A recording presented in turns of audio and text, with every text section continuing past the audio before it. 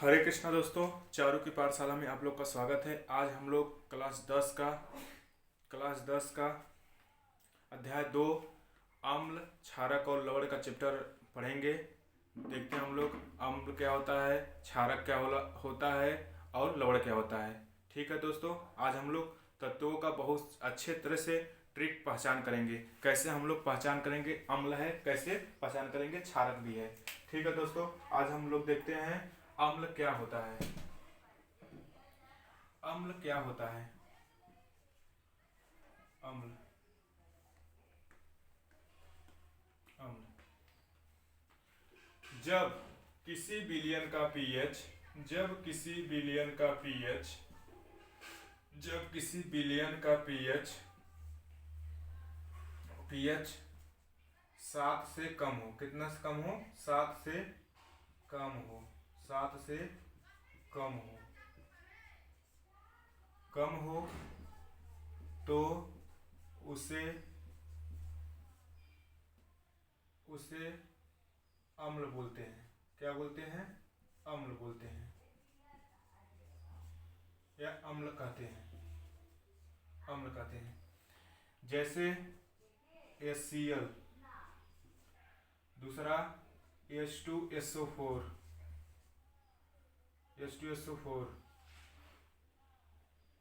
ETC। दोस्तों फिर एक बार देखते हैं अम्ल किसे कहेंगे। जब किसी विलयन का पीएच 7 से कम हो 7 से कम हो तो उसे कहते हैं इस विलयन का पीएच कितना, यह विलयन कैसा है, यह विलयन अम्ल है। ठीक है दोस्तों, इसका उदाहरण HCl, hydrogen chloride, H2SO4 ETC। ठीक है दोस्तों, आप लोग को अब मैं पढ़ाता हूँ कि क्षार किसे कहते हैं। क्षार किसे कहते हैं?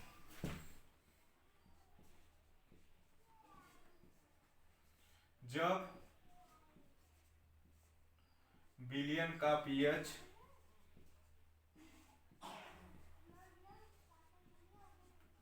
पीएच 7 से अधिक हो तो उसे तो उसे तो उस विलयन का पीएच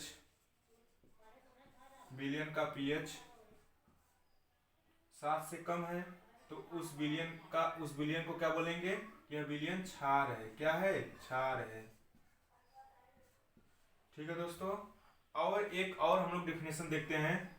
जब जब किसी विलयन में H आयन की अपेक्षा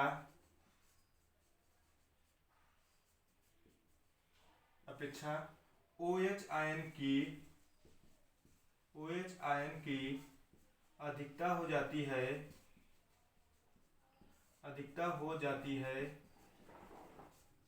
तो उसे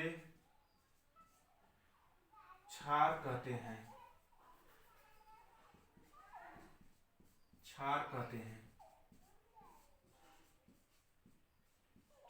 हैं। इसमें एक उदाहरण क्या है? NaOH, KOH, ETC। दोस्तों क्षार किसे कहते हैं? दोस्तों जब विलयन का पीएच 7 से अधिक हो तो उस विलयन को क्षारीय विलयन कहते हैं। अब दूसरा हम लोग देखें, जब किसी विलयन में H आयन की अपेक्षा OH आयन की अधिकता होती है तो उसे बोलते हैं क्षार विलयन। जैसे NaOH का विलयन, KOH का विलयन। ठीक है दोस्तों, अब हम लोग देखते हैं लवण किसे कहते हैं।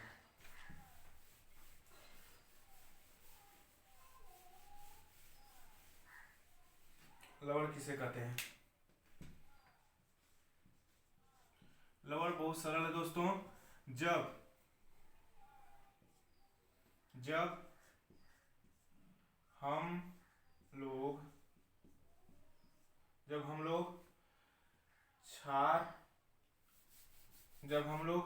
क्षार और सॉरी दोस्तों, धातु और अम्ल का अभिक्रिया कराते हैं,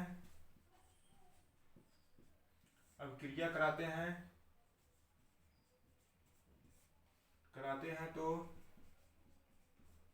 हमें लवण और गैस प्राप्त होता है। गैस में हाइड्रोजन गैस हो सकता है,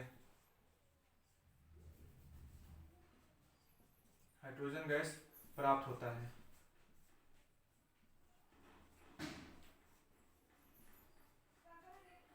अब जाने हम लोग कि लवण किसे कहते हैं। जब हम लोग धातु और अम्ल का अभिक्रिया कराते हैं तो हमें लवण और गैस प्राप्त होता है। इसी लवण को हम लोग आगे चल के देखते हैं। अब एक केमिकल रिएक्शन से देखते हैं। जैसे दिया है NaOH प्लस Zn बराबर हमको क्या प्राप्त हो गया, Na2ZnO2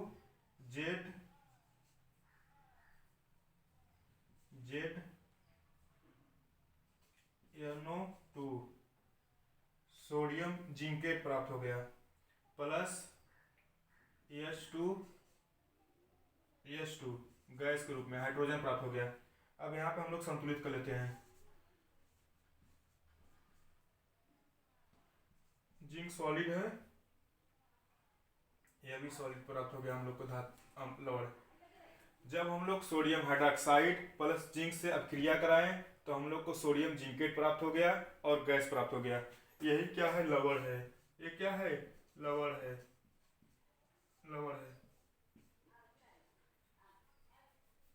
ये क्या है दोस्तों, लवण है। ठीक है दोस्तों,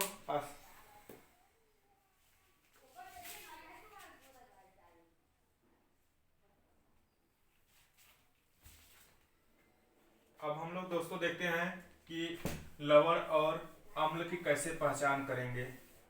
नहीं दोस्तों, सॉरी दोस्तों, अब हम लोग देखते हैं कि क्षार और अम्ल का कैसे पहचान करेंगे। यदि दे दिया आप लोग को कि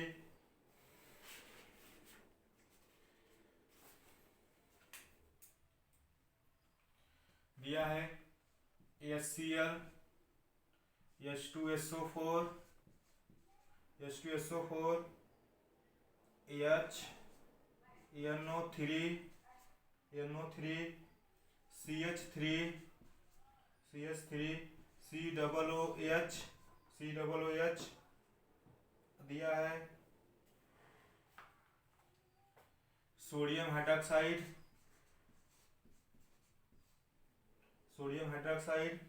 और फिर दिया है कैल्शियम हाइड्रोक्साइड। उसके बाद दिया है मैग्नीशियम हाइड्रोक्साइड।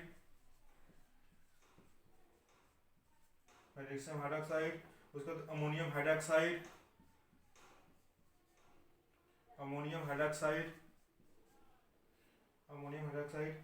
आदि को हम तत्वों इसको आप देखते हैं कि इसमें कैसे हम लोग पहचान करेंगे अम्ल कैसे है। एक आपको ट्रिक बता रहे हैं, उसी को आप लोग पकड़ लीजिए। ये बहुत सारा ट्रिक है पहचानने के लिए कि पेपर में अक्सर पूछ देता है कि निम्न में से कौन सा अम्ल है, कौन सा क्षार है, तो आप लोग कैसे पहचान करेंगे। देखते हैं हम लोग। जब केमिकल फार्मूला में शुरुआत H से हो, हाइड्रोजन से हो, तो ये सब क्या हो जाएंगे, अम्ल हो जाएंगे। जैसे यहाँ देखिए HCl में दिया है हाइड्रोजन पहले दिया है, H2SO4 में हाइड्रोजन पहले है, NO3 में पहले आया है आपका H। अब इसको जो शुरुआत H से होगा तो हम लोग जान जाएंगे क्या है, अम्ल है।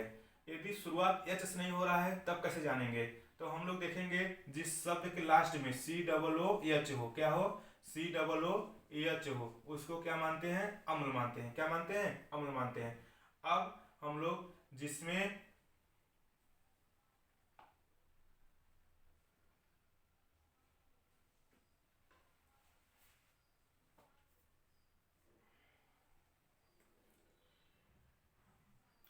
अब दोस्तों जिसमें यदि आप लोग का जिसमें ओ एच है, ओ एच है और ओ एच है, इधर भी ओ एच, तो ये सब क्या हो जाएंगे आपका क्षारक हो जाएंगे। क्या हो जाएंगे? क्षारक हो जाएंगे, मतलब क्षार हो जाएंगे। क्या हो जाएंगे दोस्तों? क्षार हो जाएंगे। आप लोग आशा करता हूँ कि दोस्तों आप लोग के अच्छा लग रहा होगा। कंटिन्यू दोस्तों बने रहिए, आप लोग को जानकारी अच्छा मिल रहा होगा।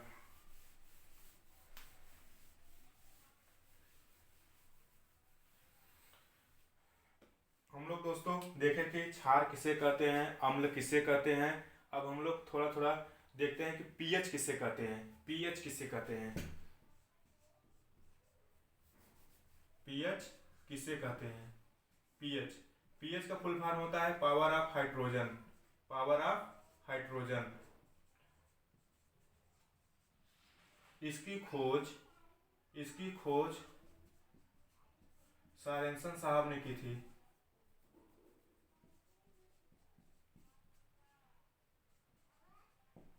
सॉरेंसन साहब ने, मतलब सॉरेंसन जी ने की थी, एक वैज्ञानिक थे। अब हम लोग इसका परिभाषा देखते हैं क्या होता है।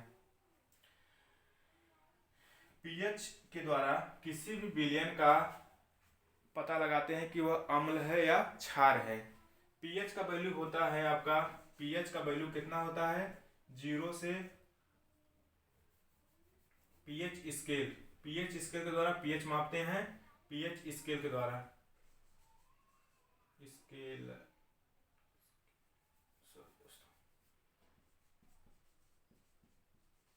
पीएच स्केल के द्वारा पीएच मापते हैं। पीएच स्केल पर कितना दिया, क्या रीडिंग क्या होता है? 0 से 14। कितना होता है? 0 से 14, 0 से 14 रीडिंग दिया होता है। अब हम लोग देखते हैं कि यदि ये क्या है, 1 0 1 2 3 4 5 6 7 8 9 10 11 12 30 40। ठीक है दोस्तों। अब इसको हम लोग इधर जहाँ 7 लिखा है इसको घेर देते हैं। जब 7 के इधर जाएंगे तो क्या हो जाएगा? अम्ल हो जाएगा। क्या हो जाएगा?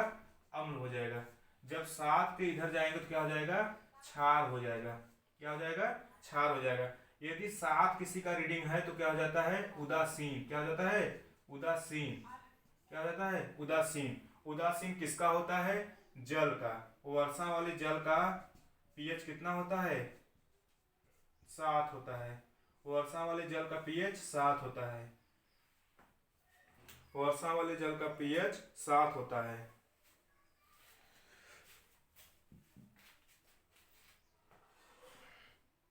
वर्षा वाले जल का पीएच 7 होता है। वर्षा वाले जल का पीएच 7 होता है। यह बहुत बार एग्जाम में पूछा है। अब हम लोग देखते हैं विभिन्न पदार्थों का पीएच कितना होता है। विभिन्न पदार्थों का पीएच कितना होता है?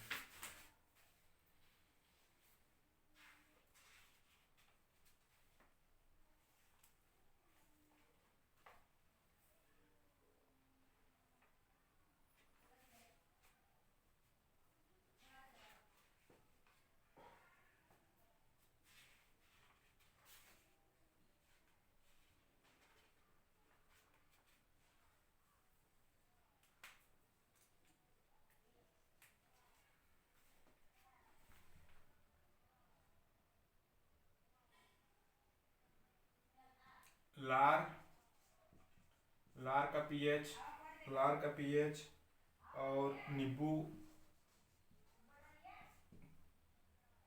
का पीएच और गाजर का रस का पीएच, गाजर के रस का पीएच, टमाटर के रस का पीएच पीएच और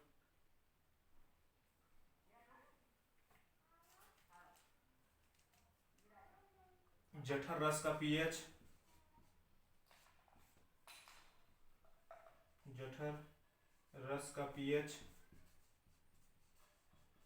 जठर रस का पीएच। और हम लोग देखते हैं दूध का पीएच कितना होता है, दूध का पीएच। और हम लोग देखते हैं रक्त का पीएच कितना होता है। ठीक है दोस्तों, हम लोग देखते हैं कि लार का पीएच कितना होता है।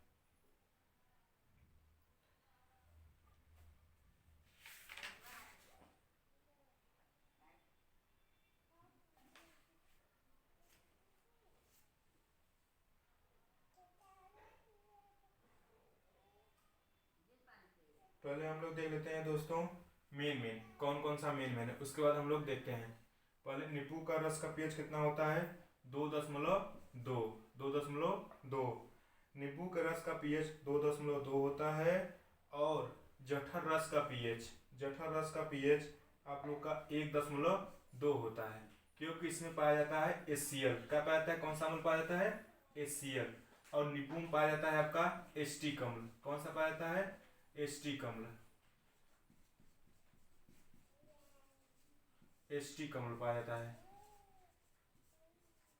और आप लोग का गाजर का पीएच, टमाटर का पीएच और दूध का पीएच, दूध का पीएच आप लोग का 5.5 से 6.5 के बीच में होता है। और रक्त का पीएच आप लोग का 7.4 होता है। कितना होता है, 7.4 होता है। ठीक है दोस्तों, आप लोग को समथिंग कुछ पीएच तो चला होगा। अब हम लोग देख लेते हैं इसका, हम लोग अभी बता रहे हैं, देख लेते हैं। और एक और देखते हैं वर्षा, अम्लीय वर्षा। हम लोग बहुत बार सुनते होंगे अम्लीय वर्षा, अम्लीय वर्षा। अम्लीय वर्षा का पीएच, अम्लीय वर्षा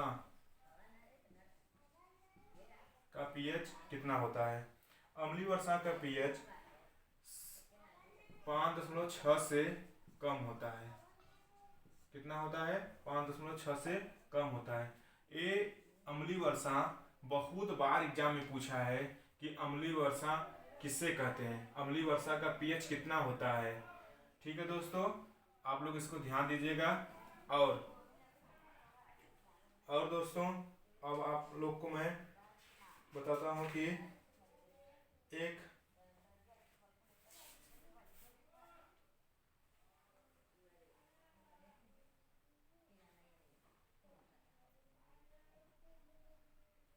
दांत एक बार फिर देख लेते हैं दोस्तों। अम्लीय वर्षा का पीएच 5.6 से कम होता है। नींबू रस का पीएच 2.2 होता है, क्योंकि उसमें एस्टिक अम्ल पाया जाता है। और टमाटर का पीएच 5.6 से कम होता है, कम होता है। ठीक है दोस्तों। और जठर रस का पीएच 1.2 होता है दोस्तों। ये इसमें HCl पाया जाता है, जिसकी वजह से यह अम्लीय होता है।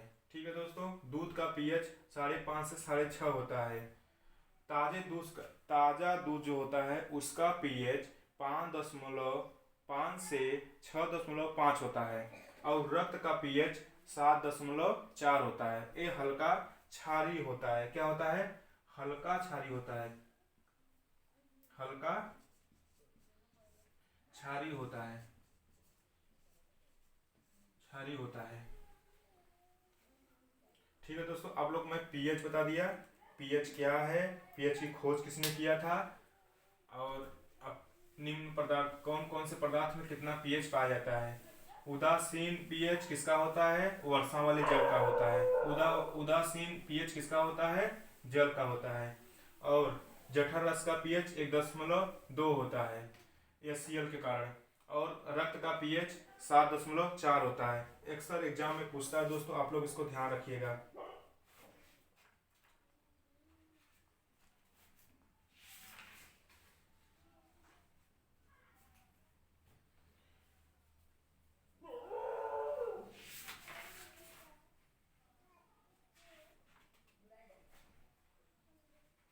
अब हम लोग दोस्तों देखते हैं कि नमक कैसे बनाते हैं। ठीक है दोस्तों, नमक कैसे बनाते हैं, साधारण नमक कैसे बनाते हैं।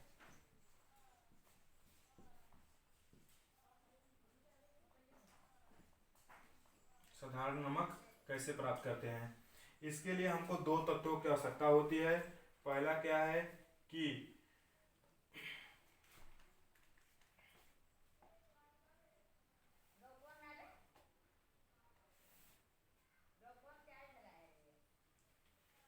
Na सोडियम हाइड्रोक्साइड और क्लोरीन, सोडियम हाइड्रोक्साइड और क्लोरीन से जब हम लोग क्रिया कराते हैं तो हम लोग को क्या प्राप्त होता है,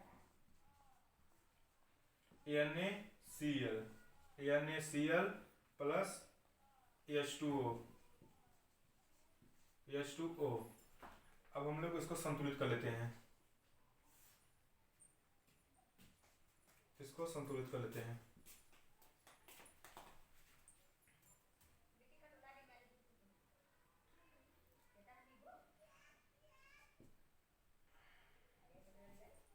ठीक है दोस्तों, साधारण नमक बनाने के लिए क्या करते हैं, सोडियम हाइड्रोक्साइड और क्लोरीन का उपयोग करते हैं।